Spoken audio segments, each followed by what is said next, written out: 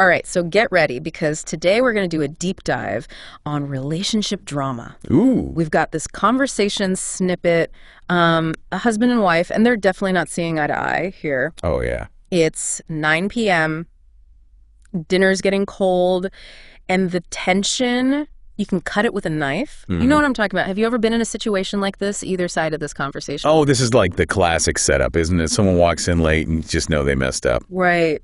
But it's amazing how much we can learn from just these few lines. You know, Yeah. Little hints about what's really going on beneath the surface. Okay, let's get into it. The husband comes in and says, "Honey, I'm so sorry. I really didn't mean to be late.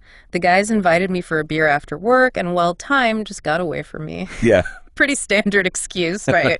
But I'm already hearing a little defensiveness. Oh, absolutely. And that vagueness, too, like the guys Yeah. and a beer. Right. It's almost as if he's avoiding giving specifics, you know? Yeah. And research shows that can actually make the other partner even more suspicious. Especially if they're already feeling a little anxious, right? Exactly. And his wife picks up on it instantly. Her response is just dripping with sarcasm. Mm-hmm. She says, "Oh, just one beer. How many were there, John? 5? 10? And of course, you were so busy with your guy talk that you completely forgot about your wife." Ouch. Yeah, she's not just mad about the late dinner, is she? No way. This is about feeling unimportant. Right. Like her needs aren't being met. It's that feeling of being emotionally neglected. Yeah, and then she throws in this little jab. "Frank was having a rough day, and we stayed to cheer him up a little." Oh. The way she emphasizes Frank, I feel like there's a whole backstory there. Oh, definitely Frank is like a trigger word. Yeah. Could be that the husband always chooses his friends over her, or Right. maybe there was a specific incident with Frank that's become this symbol of their conflict. Okay. And then comes the bombshell. Yeah. The wife asks, "Who else was there, John? Maybe that new coworker of yours. Your famous Sarah. The one you've been talking about nonstop lately." Oh, we go. Oh, boy.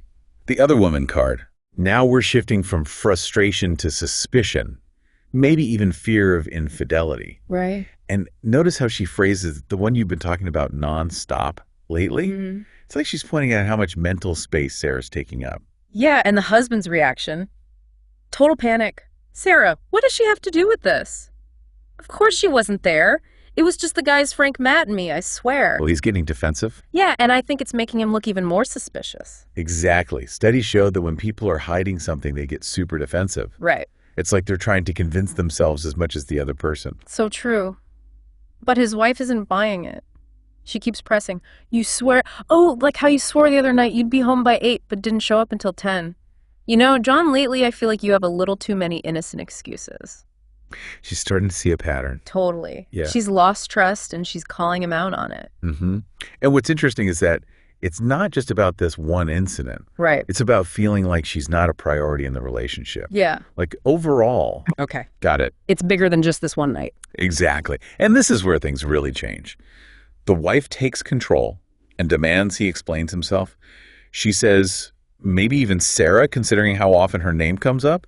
It's not a direct accusation, Right. but she's definitely planting that seed of doubt. Oh, it's a power move for sure. It taps into a primal fear, the fear of being replaced. Interesting. Evolutionary psychologists would probably say that this kind of jealousy, it's hardwired into us, Uh-huh. like a survival mechanism Uh-huh. to protect our bonds and make sure the species survives, you know? Wow. So how does the husband respond to this? He seems pretty flustered. He says, "Oh my God, honey, stop it with Sarah. Yeah. She's just a coworker. And not even one I work closely with.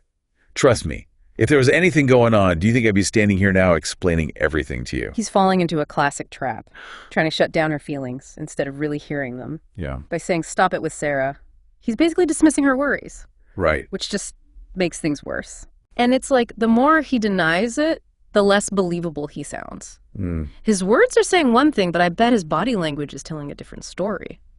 I can just imagine him fidgeting, avoiding eye contact. Exactly. Nonverbal cues are so powerful. Sometimes they speak louder than words. Right. I mean, if he was really innocent, he'd be calm and open, Yeah. willing to talk about her concerns. Right. Instead, he's being all evasive, which just makes her trust him even less. And then she throws down the ultimate challenge, the test of trust in the digital age. "Show me your phone. Let's see your recent messages or calls. What was so urgent that you couldn't answer mine?" Now things are getting really interesting. This is a big turning point. The phone represents a boundary. Yeah. It's like a window into his private world. Right. By demanding to see it, she's not just looking for information. She's asserting her right to know, Okay. her need to feel secure in the relationship. It's like she's saying, prove to me that I'm wrong. And his reaction is so telling. He stumbles over his words. My phone. Well, I told you it was loud and I didn't hear it. Really, there's nothing secretive, no messages, no calls. You can check if you want, but come on, honey, you trust me, right? He's hesitant. Yeah. Like he's thinking about his options, calculating the risk of showing his phone versus refusing. Right. And that hesitation, even if there's nothing to hide, can really damage trust. That's like, oh, what a tangled web we weave when first we practice to deceive. Exactly. Even a little white lie can turn into a huge mess of suspicion. And it seems like the husband finally realizes this. He suddenly changes his tune saying, honey, you're right. I'm really sorry. It wasn't fair of me to stay out so late, and I understand why you're upset. I promise I'll do better. Is this genuine remorse or just damage control? That's the million-dollar question, isn't it? Yeah. It's hard to say for sure what's going on in his head, but from a communication standpoint, this is a good sign. Okay. He's stopped making excuses. Yeah. He's acknowledging her feelings. Right. And he's taking responsibility for his actions. It's a step towards fixing things. And his wife's response is interesting. She softens a little, but she's still guarded. She says, your promise won't fill my stomach, John. But you better sit down and eat this cold dinner because I'm not cooking twice. I love her sense of humor. She's not letting him off the hook completely, Right. but there's a hint of forgiveness there. Yeah. And that humor is so important, it helps to lighten the mood and reconnect. But she's not letting him forget what he did. She adds, we'll see, John.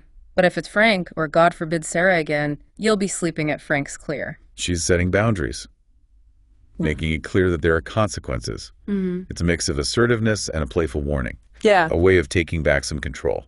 And his response is a resigned, crystal clear, honey, crystal clear. He knows he's got a second chance and he better not blow it. This whole conversation really shows how delicate the balance of power and trust is in a relationship. It's a good reminder that relationships are all about give and take. A dance between what each person needs and the desire to be together. Right. And clear, honest communication is the key to making that dance work. Man, what a ride. That was like a whole relationship drama in just a few minutes. Yeah. It makes you wonder how many other couples out there are having these same arguments, you know? Yeah, totally. We've all seen or experienced these patterns ourselves. The avoiding, the blaming, the fighting for control. It's like we're all stuck in this dance of disconnection. And to think it all started with, sorry I'm late for dinner.